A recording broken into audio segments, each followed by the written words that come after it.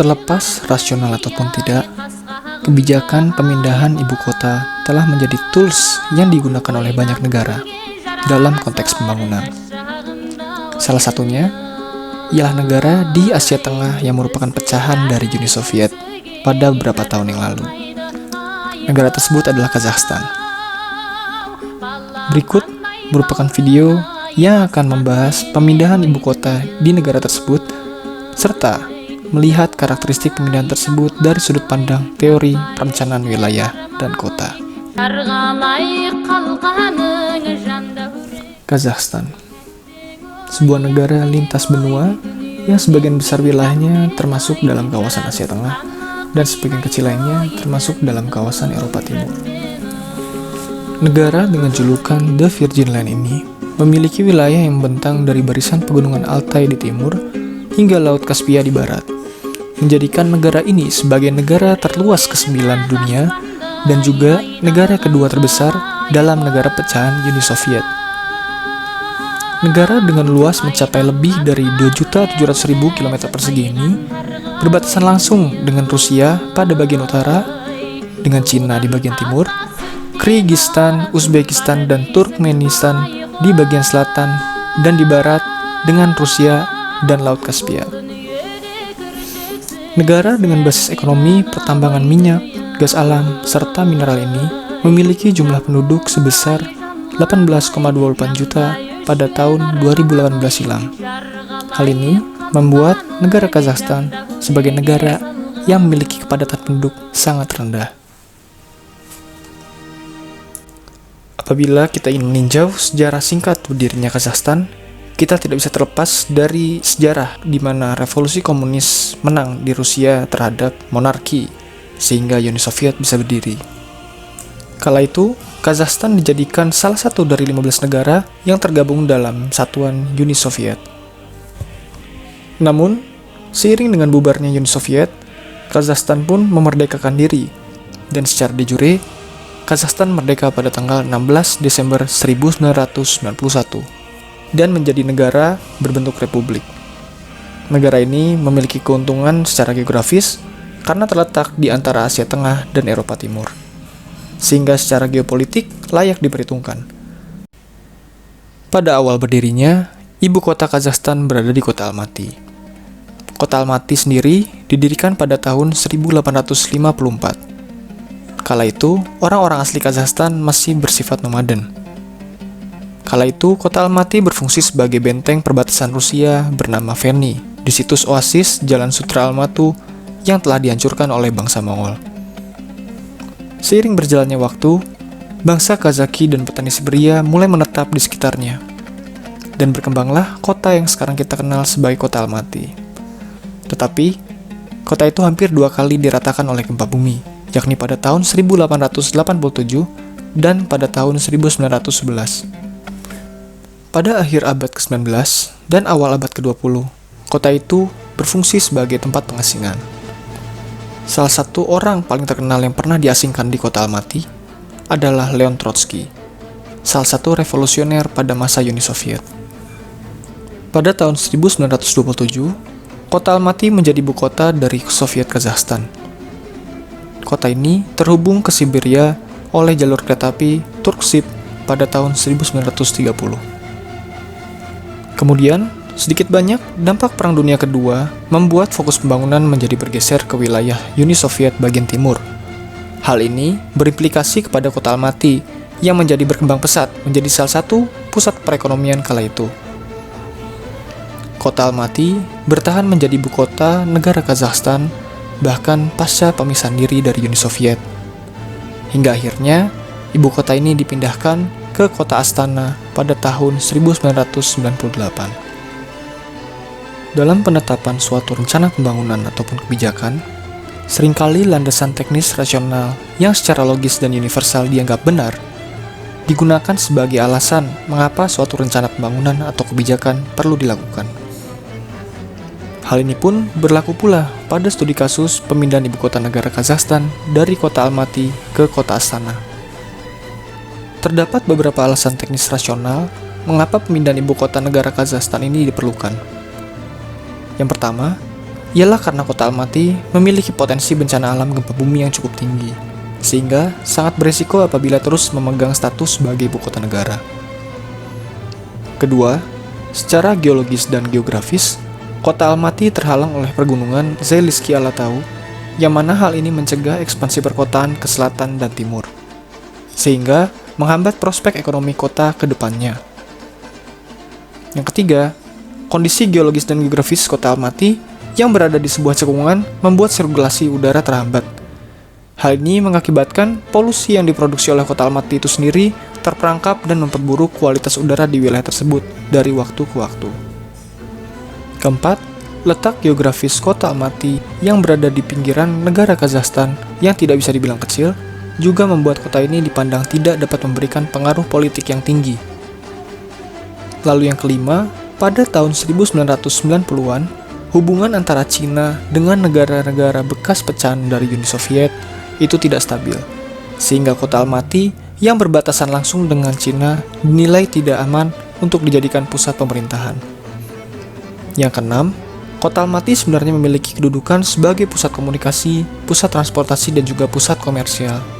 Namun, lokasi kota Almaty membuat kota ini lebih tepat untuk memegang fungsi sebagai penghubung setiap negara di Asia Tengah daripada memegang fungsi penghubung bagian-bagian wilayah di Kazakhstan itu sendiri. Lalu yang ketujuh, pada sisi lain, kota Astana dapat menjadi jawaban dari semua permasalahan tersebut. Pembangunan negara di Kazakhstan pada dasarnya sedikit banyak melibatkan Presiden Kazakhstan kala itu, yakni Nursultan Nazarbayev, yang mana dia berperan besar dalam menghapuskan sumber-sumber patronasi bekas peninggalan saat masa pra-pemisahan diri dari Soviet.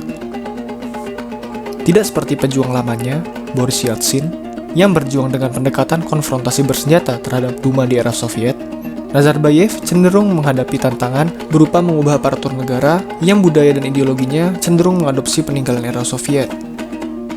Tantangan Nazarbayev pun dinilai semakin berat karena semangat nasionalisme dan gerakan kemerdekaan negeri-negeri pecahan Soviet di wilayah Asia Tenggara cenderung lemah.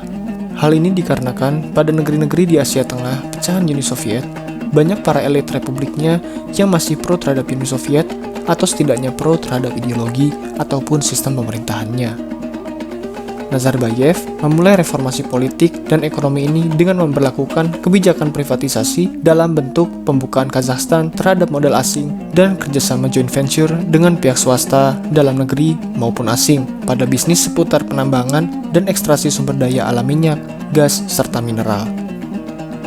Kaitannya dengan pemindahan ibu kota, kebijakan pemindahan ibu kota negara Kazakhstan dari kota Almaty ke kota Astana adalah salah satu bentuk strategi tersembunyi Nazarbayev untuk memarginalisasi para stakeholder yang menentang kebijakannya.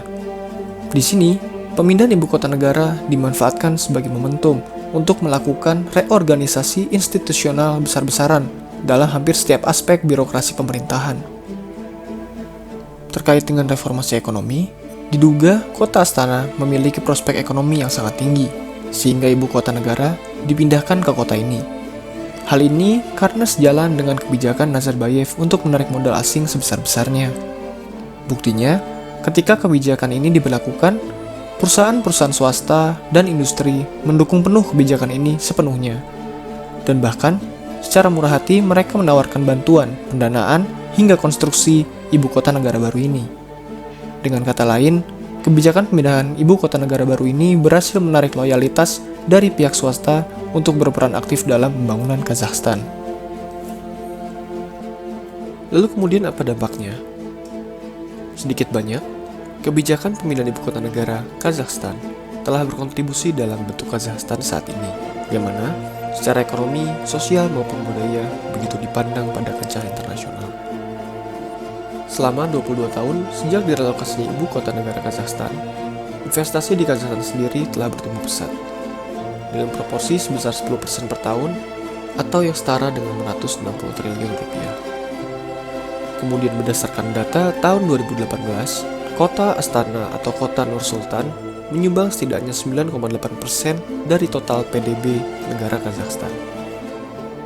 Kemudian, kota Astana atau kota Nur-Sultan juga termasuk menjadi salah satu pusat keuangan dunia berdasarkan Global Financial Centers Index yang berada pada posisi ke-88.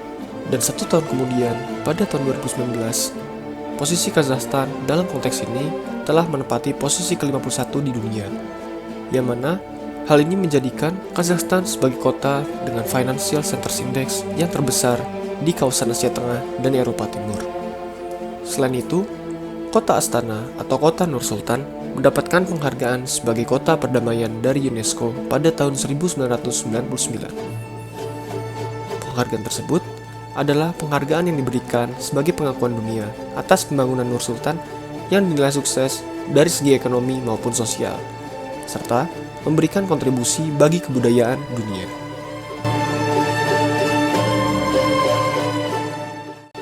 Lalu bagaimana keterkaitannya antara implementasi kebijakan pemindahan ibu kota di Kazakhstan ini dengan teori perencanaan wilayah dan kota? Secara garis besar, implementasi kebijakan pemindahan ibu kota negara Kazakhstan pada dasarnya condong kepada teori modernisme dalam perencanaan. Untuk penjelasan secara mendetail, mari kita simak penjelasan berikut.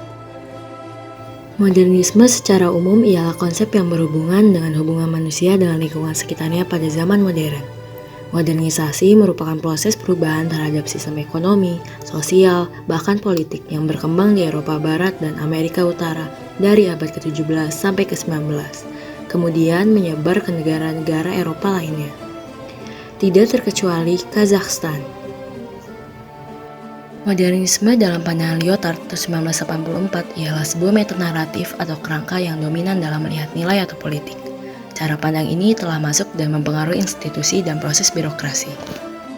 Dalam teori modernisme, terjadi penolakan atas dominasi spiritualisme atau agama dalam memandang kehidupan sosial dan budaya.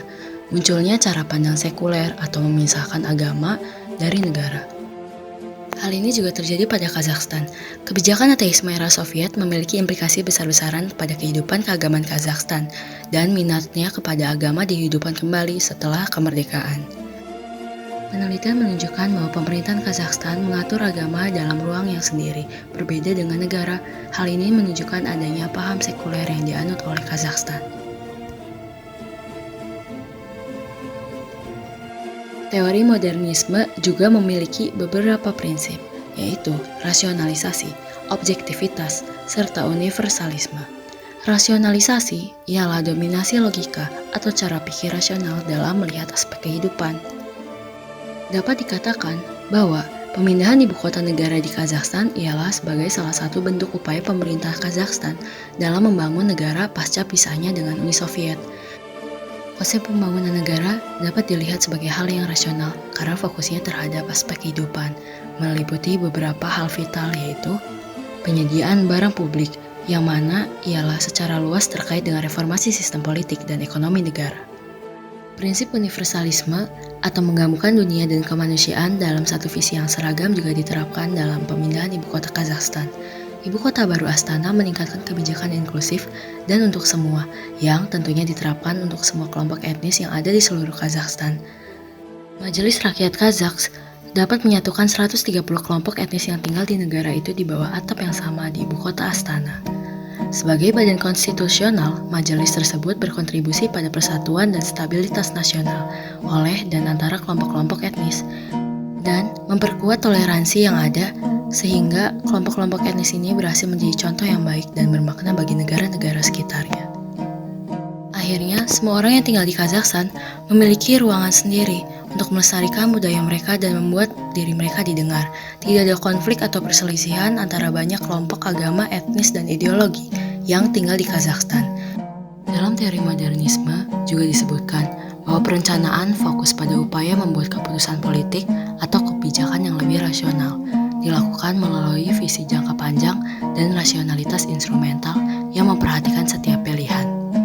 Salah satu penerapan teori ialah adanya dorongan untuk mengubah situasi demografi setelah kemerdekaan dengan cara mendorong migrasi domestik dari daerah lain ke Astana dengan maksud untuk memastikan distribusi penduduknya yang seimbang di sana. Selain itu, ada juga program yaitu Migration or Return yang dimaksudkan untuk mendorong warga Kazakhstan yang tinggal di luar negeri untuk pulang. Menurut data resmi yang diberikan, sekitar 1 juta orang Kazakh kembali ke rumah pada tahun 1993 sampai 2009 berkat seperangkat reformasi yang dibuat di negara ini. Populasi Kazakh melampaui 50% dalam sensus penduduk yang diberlakukan. Terdapat beberapa poin penting yang perlu di-highlight pada hasil pencocokan studi kasus pemindahan ibu kota negara di Kazakhstan dengan teori perencanaan modernisme. Beberapa ciri khas perencanaan modernis ternyata sesuai dan terjadi secara nyata pada studi kasus pemindahan ibu kota negara di Kazakhstan. Beberapa ciri tersebut ialah sekularisme, rasional entah dari sudut pandang teknis maupun politik, universalisme terutama dalam konteks pembangunan bangsa atau nation building, komprehensif, objektif, dan sifat pengambilan keputusan yang terpusat oleh pemerintah. Namun, ada pula beberapa ciri perencanaan modernis yang pada dasarnya tidak sesuai dengan kondisi yang terjadi pada studi kasus pemindahan ibu kota negara di Kazakhstan. Ketidaksesuaian tersebut terletak pada saking terpusatnya kekuatan pada persona Nazarbayev. Hal ini membuat kebijakan pemindahan ibu kota negara di Kazakhstan terlihat seperti kebijakan agenda politis belaka. Hal ini pun membuat kebijakan pemindahan ibu kota negara di Kazakhstan ini yang pada awalnya dinilai sebagai kebijakan yang objektif, menjadi kebijakan yang sangat terlihat, sangat subjektif. Sehingga pada konteks studi kasus pemindahan ibu kota negara di Kazakhstan ini, teori perencanaan modernisme yang dianut memiliki spektrum yang sangat condong kepada spektrum politik dibandingkan dengan spektrum teknis. Sekian informasi dan pengetahuan yang dapat kami sampaikan. Kami, mewakili kelompok 7, berharap hal ini dapat bermanfaat dan terima kasih banyak atas perhatiannya.